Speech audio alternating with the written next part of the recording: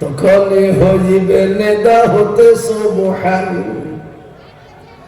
তখনই হইবে নেদা হতে সুবহান, শিরতুল মুহাম্মদ কেন পেরেশান।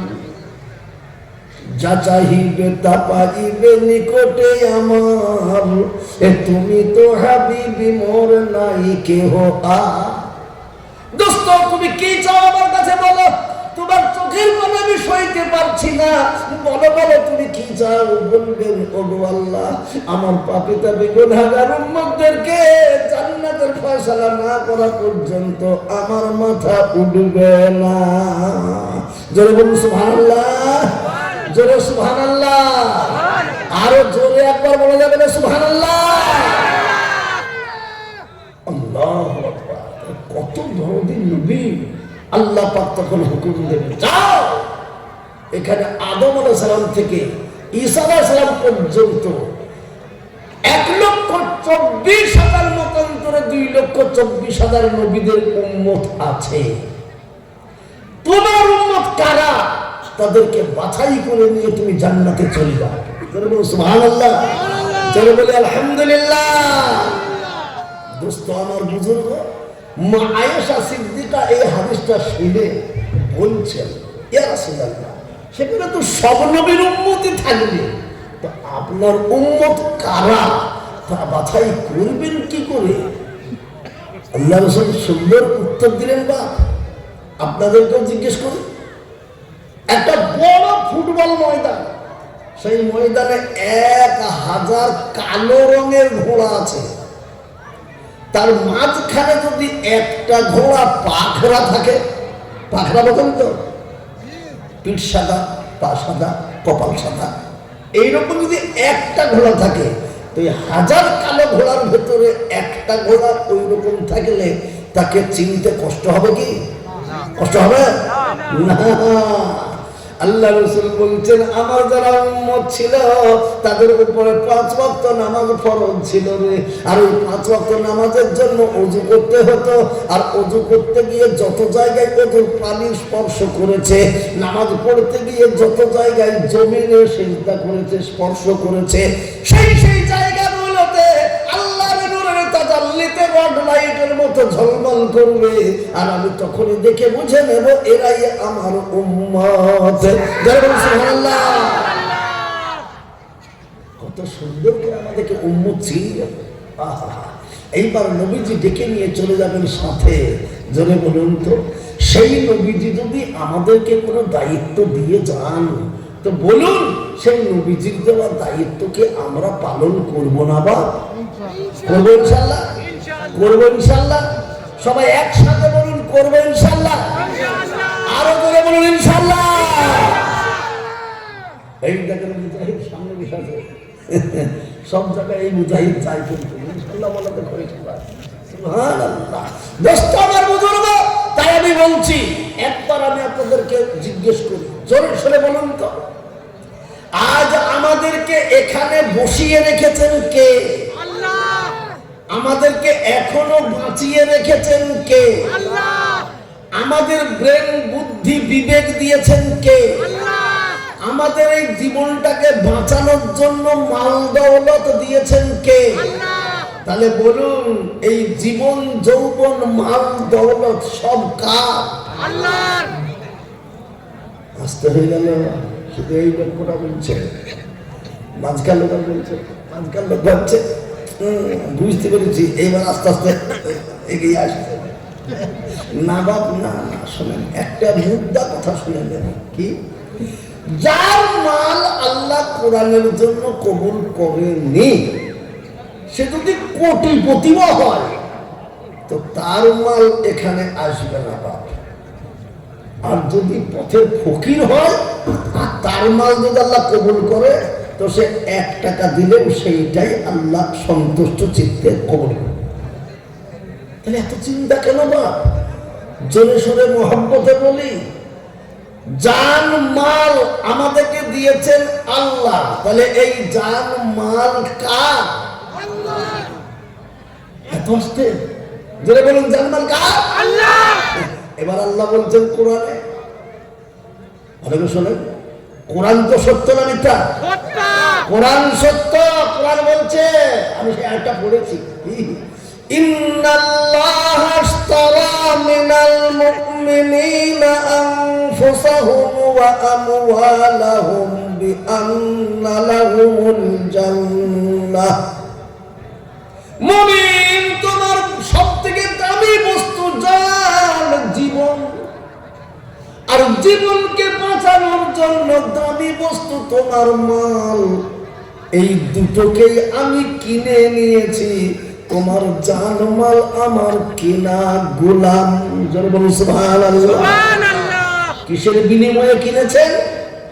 আল্লাহ বলছেন, বান্দারে, জান্নাতে এরকম একটা ফুলের গাছ যদি থাকে, সেই গাছের একটা পাতা যদি মনে করেন কিনবো, পৃথিবীর কোটি কোটি সম্পদ দিলেও জান্নাতের গাছের একটা পাতার মূল্য দিতে পারবো না। এত দামি জিনিস। সে জান্নাত কত দামি একটু বলবো, আমি বেচলাম একটু বলবো। জান্নাত কত দামি শুনলেন? আজকে একটা বাচ্চা পয়দা হলো, শরীরে হাত দেন তারপরে সেই কুমড়ি শুদ্ধের মধ্যে লুচলুচ করছে, নাকি বলেন? বেগুন শুদ্ধ লুচলুচ করছে।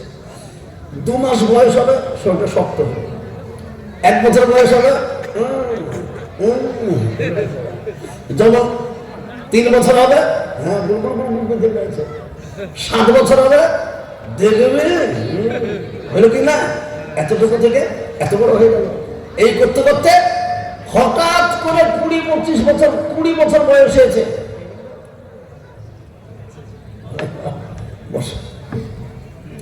20 বছর তখন বয়স হয়েছে, একটু আগে এসে ভাই এই আমার চেয়ারটাকে একটু আগে দেবা, থাকবো, ঠিক আছে। 20 বছর তখন বয়স হয়েছে, আপনি তখন গোসল টোসল করে বাড়িতে শোকেসে আয়না আছে, ওই আয়নাতে চিরুনি নিয়ে এমনি করে হাঁচড়াইতে যে তাকিয়ে দেখে কি হাসি আপনার। হাসি কেন গো? এতদিন খেয়াল করেননি, এইবার খেয়াল করছেন তো কি দেখছেন? এই ঠোঁটের ওপরে সব কালো কালো চুল বেরিয়েছে, মানে কি মুচ বেরিয়েছে গো। তখন এই আমি বড় হয়ে গেছে, মুখ বেরিয়েছে, বড় হয়ে গেছে, হ্যাঁ হলো। এইবার যখন বিয়ে শাদী হয়ে গেল, বয়স প্রায় 40-এর ছোট হয়েছে, আর তখন এবার সেই শোকেসের আয়নাতে যে দেখছেন, ভিতরে একটা সাদা, এর ভিতরে একটা সাদা, এর ভিতরে সাদা, বুড়ি হয়ে গেছে। এবার হাসলেন যেমন, তখন দেখে চোখের পুরা চামড়াটা জড়ো হয়ে যাচ্ছে। কি হইল? হ্যাঁ, এইবার যখন 60-এ পৌঁছেছেন, সোজা মানুষটা তখন একটু বেকা হয় কি হয় না? বেকা হয় কি হয় না? এর নাম দুনিয়া। কিন্তু জান্নাত, মেয়েরা যখন জান্নাতে যাবে বয়স হবে কত? 16। পুরুষরা যখন জান্নাতে যাবে বয়স হবে কত? 33। এই সম্পর্কে একটা হাদিস, এক সাহাবী, এক বুড়ি আল্লাহ রাসূলকে বললেন, হুজুর আমার জন্য দোয়া করুন, আল্লাহ যেন আমাকে জান্নাতে দেয়। তা আল্লাহ রাসূল হাসি ঠাট্টা করে বলেছেন কি, যা বুড়ি, বুড়ি কোনোদিন জান্নাতে যাবে না, হাট। এবার নবীর মুখ দিয়ে বেরিয়েছে বুড়ি জান্নাতে যাবে না। বুড়ি তো কাঁদনের শেষ নাই, কেঁদে কেঁদে পেরেশান, কান্না করতে করতে পেরেশান। সুবহানাল্লাহ, আল্লাহু আকবার। দোস্ত আমার, মা আয়েশা সিদ্দিকা বলছে, বুড়ি তুমি কাঁদছো কেন? কান্না কেন বন্ধ হচ্ছে না? আল্লাহর নবী আমাকে বলেছে বুড়ি জান্নাতে যাবে না। নবীর মুখ দিয়ে যদি বেরিয়ে যায় বুড়ি জান্নাতে যাবে না, তাহলে তো আমি জীবনেও জান্নাত পাবো না। মা আয়েশা সিদ্দিকা রাদিয়াল্লাহু তাআলা আনহা জগতের মুসলমানদের জননী, আল্লাহ রাসূলের বিবি। তিনি রাসূলুল্লাহ সাল্লাল্লাহু আলাইহি সাল্লামকে বলছেন, ইয়া রাসূলুল্লাহ আপনি বুড়িকে কি বলেছেন? তার তো কান্না থামছে না। বলে কেন? বুড়িকে না কি বলেছেন বুড়ি জান্নাতে যাবে না? বলে হ্যাঁ বলেছি। তো তার জন্য কাঁদছে? বলে হ্যাঁ। আরে পাগল, শুনুন, কি জান্নাতে যখন কেউ নারী যাবে তার বয়স হবে 16। সে যদি 200 বছর বয়স নিয়েও মরে, জান্নাতে যাওয়ার সময় বয়সটা 16 হবে। হ্যাঁ, অতএব ঠাট্টা করে বলেছি যা বুড়ি জান্নাতে যাবে না। এইবার বুড়ি শুনে খুব খুশি, হুজুর তাহলে আমি যাবো তো? হ্যাঁ ইনশাআল্লাহ, সুবহানাল্লাহ। তো ভাইরা আমার, জান্নাত এমন জিনিস, 16 বছরের যুবতী আর 33 বছরের জওয়ান জান্নাতে যাবে। তো 1 বছর 2 বছর নয়, কোটি কোটি কোটি কোটি বছর পরেও তাকে যদি জান্নাত থেকে বের করা হয়, সেই 16 বছরের আর 33 বছরেরই থাকবে, একটু পরিবর্তন। এরই নাম জান্নাত। এই বসে আছি, গাছের উপরের ডালে আপেল ঝুলছে, মনে মনে হচ্ছে খেতে পেলে ভালো হতো, কিন্তু গাছে উঠবো কি করে? এই যেমন মনে হচ্ছে গাছে উঠবো কি করে, ওই ডালের আপেলটা আপনার মুখের গোড়ায় এসে ঝুলছে। যেমন সুবহানাল্লাহ, যেমন সুবহানাল্লাহ। এইবার যদি আপনি বগলে হাত ধরে বলেন, মৌলভী সাহেবরা বলেছিল জান্নাতে যে যা চাবে তাই পাবে, আমি হাতও লাগাবো না, মুখেও ভরবো না, দেখি খাওয়া হয় কি। আর অমনি আপনার মুখ যত বড়, আপেলটা তত বড় হয়ে যাবে, মুখে ঢুকে যাবে। যেমন সুবহানাল্লাহ। হ্যাঁ, আর এবার যদি বলেন ঢুকেছি, ঢোকাচ্ছি, পাবো না, গিলবো না, তো দেখবেন পেটের না, মুখের নাই, পেট চলে গেছে। আল্লাহু আকবার। আর এর নাম জান্নাত। আপনি আজকে যত বড়ই হন, কোটিপতি আর অর্বুদপতি হন, আপনি বিখ্যাত বিল্ডিং মার্বেল পাথর দিয়ে আগাগোড়া তৈরি করেছেন, কিন্তু সেই ঘরে এক কোণাতে বাথরুম আছে কিনা? কি গো, বাথরুম থাকে কিনা? কিন্তু আজ পর্যন্ত কোন মৌলভী সাহেবের কথা শুনেছেন জান্নাতে বাথরুম আছে? না, নাই, বাথরুম নাই। এই পর্যন্ত লোড করে খেয়ে নেবেন, নিয়ে মনে মনে ভাববেন এবার উঠবো কি করে, আরো নিয়ে করে পেট খালি, পেট খালি, কিছু নাই। জীবনে পায়খানা পেশাব হবে না, জীবনে শরীরও খারাপ হবে না। যেমন মানুষ তেমনি থাকবো। জোরে বলুন আলহামদুলিল্লাহ, জোরে বলুন আলহামদুলিল্লাহ। সেই জান্নাত নিবার জন্য যদি আল্লাহ বলে বান্দারে সেই জান্নাতের বিনিময়ে তোকে কিনেছি, তাহলে আমাকে যদি কেউ কিনে নেয়, তাহলে আমি তার গোলাম হব কিনা? কি বলছেন? তাহলে আল্লাহ যদি আমাকে কিনে নেয়, তো আমরা আল্লাহর গোলাম কিনা? জোরে বলুন এবার, মুহাম্মদ সাল্লাল্লাহু কার গোলাম? আমরা কার গোলাম? আল্লাহর গোলাম। এবার আল্লাহ বলছেন তুমি যখন আমার গোলাম, তাহলে আমি তোমাকে যা বলবো তা শুনবা আর মানবা তো? কি বলছেন, আমরা শুনবো মানবো? তো কেউ কথা বলছে না, সবাই মিলে বলুন আমি আল্লাহর গোলাম। তা আমার মালিক যা বলবে আমি তার সমস্ত কথা শুনবো এবং মানবো। জোরে বলুন ইনশাআল্লাহ, আরো জোরে বলুন ইনশাআল্লাহ। সর্বরকম করে বলার পরে লাস্ট জিজ্ঞেস করি বাবজি, আমার টাকা পয়সা, ধন দৌলত, গাড়ি বাড়ি, সন্তান সন্ততি, বিবি বাচ্চা, মাতা পিতা সব বড় না কোরআন বড়? কোরআন বড়। এই কোরআন যদি বড় হয়, তো আল্লাহ পাক বলছেন এই কোরআনকে বাঁচাবার জন্য সাহাবারা জীবন দিয়েছে। কোরআনকে বাঁচানোর জন্য সাহাবারা এতটুকু নিজের বাচ্চাদেরকে এতিম বানিয়ে দিয়েছে। নবীজির চাচা, তার নাম সাইয়্যিদুশ শুহাদা আমির হামজা রাদিয়াল্লাহু তাআলা, এই কোরআনকে বাঁচাবার জন্য তিনি কাফেরদেরকে নাক কাটিয়ে দিয়েছেন, কান কাটিয়ে দিয়েছেন, জিভ কাটিয়ে দিয়েছেন। এমনকি কাফেররা শান্তি পায়নি, তার গুপ্তঙ্গও কেটে নিয়েছে, সুতো করে গেঁথে গলাতে মালা করেছে। হিন্দা বলে এক শয়তানি মহিলা ছিল সেই টাইমে, তার বুককে চিরে কলিজা কাঁচা বের করে নবীর সামনে চিবিয়ে চিবিয়ে খেয়েছে, দেখিয়েছে। বলুন, আপন চাচা নবী, নবীর আপন চাচার কলিজা বের করে কেউ যদি তার সামনে চিবিয়ে চিবিয়ে খায়, তো বলুন সে নবী স্থির থাকতে পারবে গো? না। কিন্তু নবী আমার রহমতুল লিল আলামিন, নবী পৃথিবীর বুকে রহমত স্বরূপ এসেছিলেন, দয়ার সাগর সেই নবী।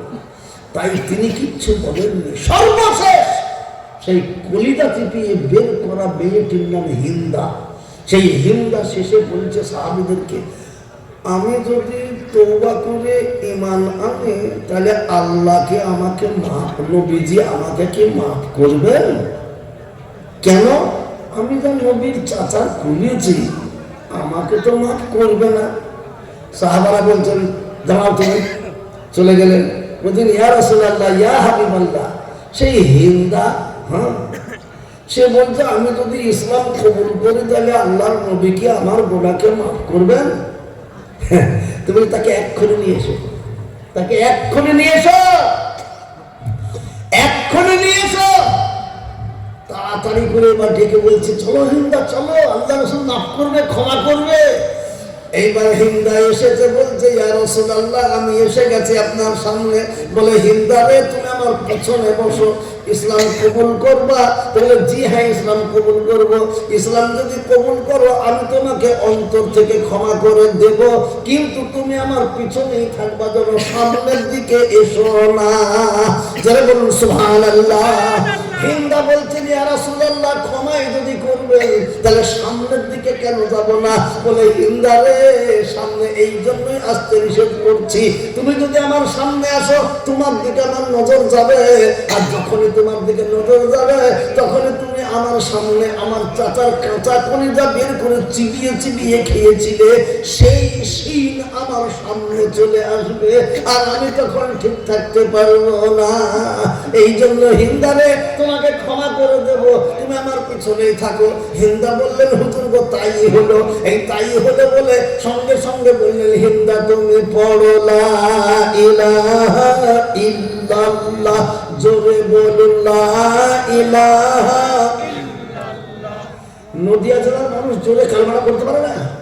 একবার কালেমা পড়লে পারে আসমান জমিন পাহাড় পর্বত নদ নদী বৃক্ষ লতা জন্তু জানোয়ার যাবতীয় যা আছে সব যদি এক পাল্লায় চাপিয়ে দেয়, আর লা ইলাহা ইল্লাল্লাহ যদি এক পাল্লায় চাপায় তো লা ইলাহা ইল্লাল্লাহর পাল্লা ভারী হয়ে যাবে। সুবহানাল্লাহ সুবহানাল্লাহ। নদিয়া জেলার মানুষ আমরা গৌর সন্ন্যাসী দেশের লোক তো কি বলেন, হ্যাঁ আমাদেরকে একসময় খুব বলতো কে নজরুল ইসলাম সাহেব, আল্লাহ তার জান্নাত নসিব করুক। সুবহানাল্লাহ, তাকে জান্নাত নসিব করুক। তার তৈরি করা মাল খোশবাগ মাদ্রাসা কি বলেন আল্লাহ, ওই মাদ্রাসার বদৌলতেই আল্লাহ তাকে জান্নাত বানাবে। সুবহানাল্লাহ সুবহানাল্লাহ আল্লাহু আকবার। তো তাই আমি বলবো একবার জোরে আল্লাহর জিকির করবো, আমার সাথে বলুন লা ইলাহা লা ইলাহা ইল্লাল্লাহ, লা ইলাহা ইল্লাল্লাহ, লা ইলাহা ইল্লাল্লাহু মুহাম্মাদুর রাসূলুল্লাহ সাল্লাল্লাহু আলাইহি ওয়াসাল্লাম। দোস্ত আমার বুজুর্গ হিন্দাকে কালেমা পড়িয়ে মুসলমান বানিয়ে নবীজি বললেন যাও হিন্দা, আজকে তোমার জন্য আমার বুকে যত ব্যথা বেদনা ছিল সব ধুয়ে মুছে পরিষ্কার করে ফেলে দিলাম, তোমাকে ক্ষমা করে দিলাম। তুমি ঈমান এনেছো বলে আমার অন্তরটা শান্তি পেয়ে গেল। যেরকম সুবহানাল্লাহ, যেরকম সুবহানাল্লাহ। তাই আমি বলবো সেই নবীজি বলবেন আমি দিন তোমাদের কাছে দায়িত্ব দিয়ে গিয়েছিলাম, আমার এই দিনকে বাঁচানোর জন্য যারা খড়গহস্ত উঠে পড়বে সব কিছুকে ত্যাগ করে দেবে, নিজের জীবনকে যৌবনকে এবং মাল দৌলতকে এই দিনের জন্য যারা ব্যয় করবে, শ্রম দেবে, সহযোগিতা করবে, নবীজি বলছেন কিয়ামতের দিনে আমি তাদের জামিনদারে হলাম, আমি তাদেরকে জান্নাতে পাঠাবার জন্য আল্লাহর কাছে মাথা ঠুকে হলেও তোমাদেরকে জান্নাতি বানিয়ে দেব। যেরকম সুবহানাল্লাহ, যেরকম সুবহানাল্লাহ। সেই জন্য বলছি এই রুহুল আমিন সাহেবকে বলছি আজ একটা ছেলে পাগড়ি পেল, আগামীতে যেন আগামীতে 6-7টা ছেলে যেন পাগড়ি পায়, তারপরের বছর যেন ডজন ডজন ছেলে পাগড়ি পায়। ইনশাআল্লাহ হবে তো ইনশাআল্লাহ, ইনশাআল্লাহ। সেই জন্য আমি আপনাদেরকে অনুরোধ করবো বাবজি আসুন সেই কোরআনকে বাঁচাবার জন্য। একটু আগেই বললেন সারা পৃথিবীর সব থেকে দামি বস্তু মুমিনদের কাছে কি? কোরআন। মুমিনের কাছে সব থেকে দামি বস্তু কোরআন। সেই কোরআনকে বাঁচাবার জন্য সাহাবারা জীবন দিয়েছে, আমরা ইনশাআল্লাহ জীবন দেব না। তারা রক্ত দিয়েছে, আমরা রক্ত ঘামানো পয়সা মাল দৌলত আল্লাহ রাস্তায় দিয়ে দেবো। চলে বলুন ইনশাআল্লাহ, ইনশাআল্লাহ। খোদার কসম বলছি ওই একটি হাফেজ যখন জান্নাতে যাবে, জান্নাতের গেটে দিয়েই তার মনে পড়ে যাবে আর অমনি দাঁড়িয়ে যাবে। আল্লাহ বললে কি হলো, যাও। যেতে পারছে না, যেতে পারছে না। কেন? এটা কথা মনে পড়ে যাবে। কি কথা? বলে আল্লাহ আমি আমার বাবা গরিব ছিল, আমাকে বেদবেড়িয়া মাদ্রাসায় ভর্তি করে দিয়ে এসেছিল। আমি বেদবেড়িয়া এলাকার লোক, গ্রামের লোক আমাকে কত ভালোবেসেছিল। আমার থাকার জন্য, শোয়ার জন্য, খাবার জন্য, নামাজের জন্য সব ব্যবস্থা করেছিল। আল্লাহ তাদের বিনিময়ে, তাদের সহযোগিতাতে আমি যখন হাফেজ হয়েছি, আমি নাফরমানের মতো, না শুকরিয়ার মতো তাদেরকে সাথে করে নামিয়ে কেমন করে যাবো না। আল্লাহ বলবে কারা তারা, তাদেরকে ডেকেলে তাদেরকে সাথে করে নিয়ে জান্নাতে যা। বলে আলহামদুলিল্লাহ, তাদেরকে সাথে করে নিয়ে জান্নাতে যা। এটা রেখে দেন, এখানে রাখেন। আলহামদুলিল্লাহ।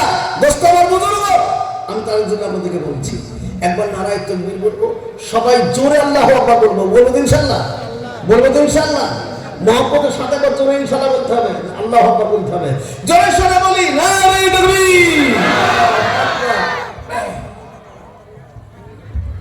আমি এবার আপনাদেরকে অনুরোধ করবো, ভাবছি এই বেদবেড়িয়া মাদ্রাসাকে খোশবাগ বানাতে হবে। এই বেদবেড়িয়া মাদ্রাসাকে মুর্শিদাবাদের সুরলিয়া জলিলিয়া বানাতে হবে। এই বেদবেড়িয়া মাদ্রাসাকে ইনশাআল্লাহ একদিন মারাত্মক মাদ্রাসা বানাতে হবে। সমস্ত লোক যাদের বেদবেড়িয়ার জন্য হাত তুলে দোয়া করে। আমি বেদবেড়িয়া ওয়ালাদেরকে বলবো, আমার চাক্ষুষ প্রমাণের কথা বলছি, আমি বাজে কথা বলছি না। আজ থেকে 50 বছর আগে যখন জলিলিয়া মাদ্রাসায় আমি পড়তাম, সেই জামানার ছাত্র আপনাদের মৌলানা আব্দুল মজিদ সাহেব, তখন বেলডাঙ্গা পৌরসভা, যেখানে 90% মুসলমান বাস করত, একটা দোকানও ছিল। কেউ ঠেলাওয়ালা, কেউ রিক্সাওয়ালা, কেউ মুনিশ খাটা, কেউ ইউটিগিরি। হ্যাঁ, আমি 10% অমুসলমান, রমরমা ব্যবসার কারবার। কিন্তু মাদ্রাসাগুলো ছিল এতটুকু। যখন মুসলমানরা বুঝতে শিখল,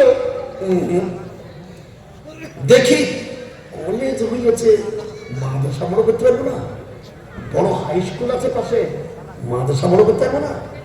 আস্তে আস্তে মাদ্রাসা 1 তলা থেকে 2 তলা, 2 তলা থেকে 3 তলা, ফের পাশে জায়গা, সাহেবদের জায়গা বিক্রি হবে, বাগান। কত দাম? 25 লক্ষ টাকা। কবে? আজ থেকে 20 বছর আগে 25 লক্ষ টাকা। তাই নেব, সব এলাকার লোক টাকা দিয়ে কিনে নিল। সেখানে বিখ্যাত মসজিদ হয়েছে। আমি আপনাদেরকে বলছি, গোটা পশ্চিমবাংলা ঘোরাইতে আল্লাহ এই বান্দাকে। গোটা পশ্চিমবাংলার কোন মাদ্রাসাতে ওই রকম মসজিদ খুঁজে পাবেন না যা বেলডাঙ্গার জলিলিয়ার মসজিদ হয়েছে। আজকে চলুন সেই বেলডাঙ্গা, গোটা পৌরসভাতে মুসলমানদের ছাড়া কোন ব্যবসায়ী আর নয়। কোটিপতি, অর্বুদপতি, কোটি কোটি টাকার ব্যবসা সব মুসলমানদের।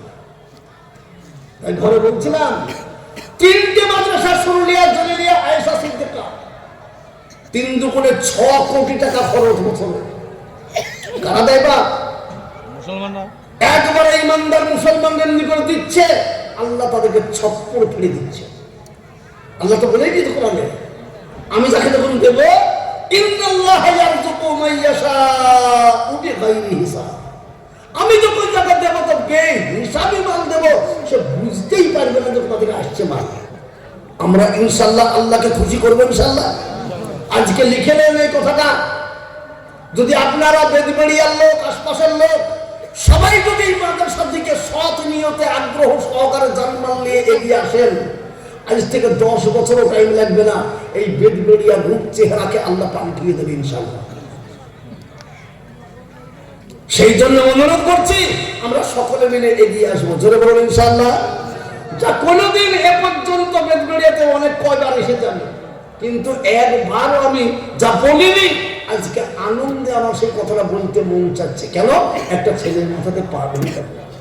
আল্লাহ গো, এই পাগড়িকে লক্ষ্য করে আমরা দোয়া করবো, খোদা আগামীতে জন্য বহুত ছেলের মাথাতে পাগড়ি বাঁধতে বাঁধতে যেন আমরা পেরেশান হয়ে যাই, সেই রকম তৌফিক তুমি দিও। জোরে বলে আল্লাহুম্মা আমিন, জোরে বলে আল্লাহুম্মা আমিন।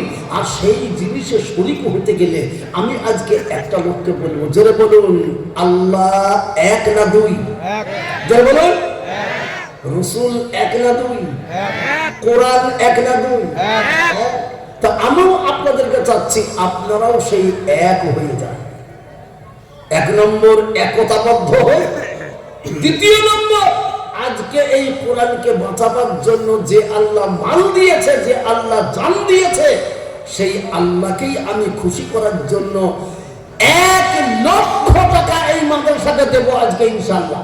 এমন একটা আল্লাহর বান্দা কেউ আছেন যে যিনি বলবেন আমি 1,00,000 টাকা দিয়ে কোরআন তৈরি করবো ইনশাআল্লাহ, কোরআনের খেদমত করবো ইনশাআল্লাহ? ওই কোরআন শরীফে যেন আল্লাহর কাছে আমার জন্য সুপারিশ করে, আল্লাহ আমি অবহেলিত ছিলাম কিন্তু বেদবেড়িয়া বা আশপাশের লোকেরা আমাকে সম্মান জানিয়েছিল, আমাকে বাঁচিয়েছিল, তাই আমরা তাদেরকে আল্লাহ আমাকে